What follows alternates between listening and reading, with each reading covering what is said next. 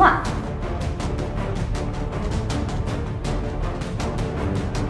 ခုချိန်မှာမာယာ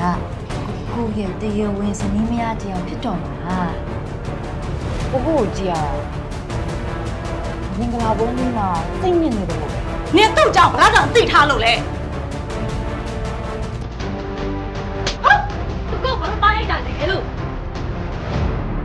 အမေတင်ပေးတယ်ပါရိုက်ညီကိုလည်းလေဟိုညီမလေးဘယ်လောက်กว่าဝေးရနေဘလို့လေးလှမ်းပြီးဟိုရိုက်ရမယ်ဆိုတာလေးကစတင်ပေးတယ်ဟိုအဲ့ဒါလေခုမှတတိယ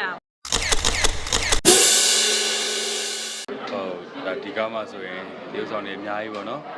ဒါကျွန်တော်ပါတယ်အမပါတယ်နောက်ချာလီပါတယ်မလေးဒီပါတယ်အများကြီးပဲပေါ့နော်ဒီဥဆောင်နေဒါအုံနေခြင်းတွေကိုဒါပါဝင်ဒီဥဆောင်ထားတဲ့ romance drama ဇလန်တွဲလေးပါခင်ဗျဇလန်နည်းနည်းပြောလိုက်ရင်တော့တည်သွားမှာဆိုလို့မပြောတော့ဘူးပေါ့နော်အဓိကတော့ဒီကားလေးနည်းကိုရီးယားဆန်တယ်ပေါ့ကိုရီးယားဆန်တယ်လို့ဟိုလိုအခြေ romance ဇလန်လေးပေါ့လိုစိတ်ဝင်စားဖို့တော့ကောင်းမယ်ဇက်ကားရဲ့ဟိုတင်ဆက်တဲ့ပုံလေးရတယ်နည်းနည်းလေးကျန်းနေပေါ့နော်ဟိုအဲ့ဒီအတွက်ကိုကြိုက်ကြလိမ့်မယ်လို့ထင်ပါတယ်ခင်ဗျ။ညာလည်းညားတယ်ပေါ့နော်။သုံးနှစ်ဆိုင်ချစ်စလိုက်မှာအရင်လဲစိတ်နေရတာပေါ့အဲ့လိုမျိုး။တွေ့ကြတော့လေဒါကအိမ်အောင်ကြပြီးသွားတဲ့အခါမှာဟိုကိုယ့်ရဲ့အမရဲ့ကိုယ့်ရဲ့အိမ်အောင်ဘက်ရဲ့ပုံမှာပေါ့နော်။နောက်ပိုင်းမှာတဖြည်းဖြည်းနဲ့ပဋိပက္ခလေးဖြစ်လာမျိုးလေးကိုပြိတ္တကမြင်ရမှာပါလို့ခုမှဇလန်အစပြနေရဆိုတော့လေအများကြီးပြောလိုက်လို့ရှိရင်ဟို spoil တယ်လို့ဖြစ်သွားမှာဆိုလို့ပါနောက်ပိုင်းရောက်လာလေဆက်ချိန်ကတက်ပြီးတော့ပို့ပြီးတော့ကြည့်ကောင်းလာမှာပါလို့ပြောချင်ပါတယ်ရှင်ဟုတ်ကဲ့။ဇက်ကားတဲ့ကာရီတာရောက်ဒါတော့မကောက်ဘူး။ကားမှရှိသေးတယ်။အဲ့လိုဒါပေမဲ့ဟိုလိုကြီးတော့မဟုတ်ပါဘူး။သူကလိုအလွယ်ချော်လေးတွေဖြစ်လို့ပေါ့နော်။အဲ့လိုတွေရှုပ်တာပေါ့။ဟိုဘာအဲ့လိုဟုတ်ပါဘူး။သူရှုပ်ချင်လို့ရှုပ်တာပါ။အဲ့လိုပဲဖြစ်မှာပါ။ဇလန်လေးတော့ကောင်းပါတယ်။ဒါပေမဲ့ဒီတွေကကာရီတာကတော့ကျွန်တော်လိုရတဲ့ကာရီတာလေးနည်းနည်းလေးစိုးတာပေါ့နော်။စိုးတယ်လို့မျိုးပုံစံပါပဲ။ဒါပေမဲ့ကြိုက်မှာပါ။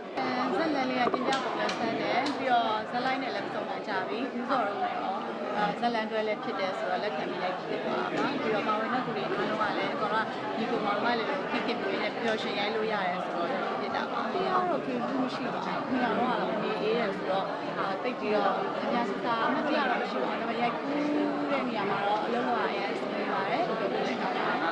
ပါတော့လေအကိုနဲ့အမနဲ့တွဲပြီးတရုပ်ဆောင်ရမယ်ဆိုတော့ကအရန်ပျော်နေပြီဟိုသူတို့သိကျင်တာရှိလို့ရှိရင်လည်းအရန်မေးတယ်မမိုးဆိုလို့ရှိရင်လည်းအကုန်ပြောပြတယ်အလားပါနဲ့ပတ်သက်ပြီးဖြစ်ဖြစ်ဒီတရုပ်ဆောင်ပိုင်းနဲ့လည်းပဲဖြစ်ပြောပြရပေါ့နော်ဟိုအကိုနဲ့ဆိုလို့ရှိရင်လည်းကိုယ့်ရဲ့အကိုအရင်လိုပဲခံစားရပြီးလို့ဟာကြဟိုရှူတင်မှာဆက်ဆက်နောက်ဟာတာလေးပြောနေချလေးလည်းရှိရပေါ့နော်ဟိုတရုပ်ဆောင်ရတဲ့အခါမှာလို့စိတ်ထဲမှာလို့ကြောက်ရွံ့နေရတာမျိုးတွေမရှိတော့ဘဲနဲ့ကိုယ့်ရဲ့တကယ်အကိုအရင်နေအမအရင်နေကိုခံစားရပြီးတော့တရုပ်ဆောင်ရတဲ့အခါကျတော့လေပြောဖို့လည်းကောင်းပါရဲ့လို့ရှူတင်မှာတရုပ်ဆောင်ရတဲ့အချိန်တိုင်းကဟုတ်ကဲ့အရန်ကြောက်ရတယ်ဒီလားဒီမှာလည်းရဲကြီးမှာလည်းကြောက်ရဟို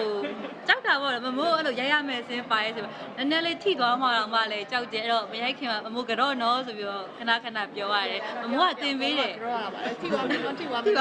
sorry no အဲ့လိုမမိုးကတင်ပေးတယ်ပါရိုက်ညီကိုလည်းလေဟိုညီမလေးဘယ်လောက်กว่าဝေးရနေဘလို့လေးလှမ်းပြီးဟိုရိုက်ရမယ်ဆိုတာလေးကစတင်ပေးတယ်ဟိုအဲ့ဒါလေခုမှတတိယပါတယ်ဥစောနဲ့မမိုးနဲ့ပေါင်းပြီးတော့တင်ပေးကြအောင်ပါရိုက်ညီပေးဒီကတော့သိပြီးထားတော့အကွာဝေးတွေပါအဲ့ဒါတော့မှအကွာဝေးတင်အဲ့ဒါမှကိုကကြောက်ရတာပဲလေကိုကတကယ်စီနီယာမဟုတ်ထိသွားမိကြမျက်နှာကြီးပြည့်ရမှာမကောင်းဘူးလေ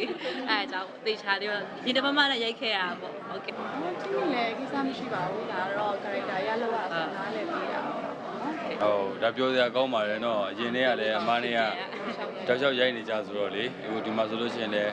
ဟိုလိုဘာလေးပဲလုပ်ဒါဟိုအတွဲညီလေးပေါ့အဲ့လိုလေးတိုင်းတိုင်းမင်းနဲ့ဟိုစူးစမ်းပြီးတော့ပြုဆောင်ကြတာပါခင်ဗျာဟိုတနေ့ကတော့မမိုးရဲ့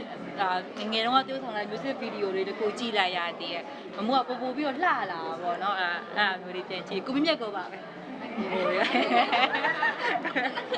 မမိုးကတော့လုံးဝပို့ပြီးတော့လှသွားတေးကြကိုကတော့လှပါတယ်ဒီကချစ်မိရဲ့လူတွေရဲ့သစ္စာရှိမှုတွေသူတို့ရဲ့ခံစားအချင်းနဲ့ပတ်သက်ပြီးတော့ဆုံးဖြတ်ထားတဲ့ပုံမှာပဲပုံတည်ရလို့ထင်ပါအချင်းမှာအပြည့်ရှိရမို့ဒီချစ်တက်ကြတဲ့လူတွေပုံမှာပဲအပြည့်ရှိရလို့ထင်တယ်တူပါအဓိကကိုစိုးမိုးလို့ပဲပြောချင်ဆိုတော့ဝိုင်းချစ်တာဝိုင်းချစ်တာမို့ကျွန်တော်ကရှောက်ချစ်နေတာဖြစ်လိမ့်မယ်ထင်တယ်သူကအဲ့လိုသူကာရီတာကအဲ့လိုပုံစံလေးပေါ့နော်အဲ့လိုပြန်ဟာမှာ လုပ်တဲ့ဦးတောက်ကြစနေ မနေ့ရက်မနေ့9နာရီမှာထုတ်ပြန်တာလေးပါပြီ โอเค တမန်တီရှူတွေကိုဖိတ်ခေါ်ပါတယ်ရှင် ဟုတ်ကဲ့ဖိတ်ခေါ်ပါတယ်ခင်ဗျာ ဖိတ်ခေါ်ပါရရှင် လဲကျမချမ်းသာကြပါစေလို့ဆုတောင်းနေတာပို့တာပါ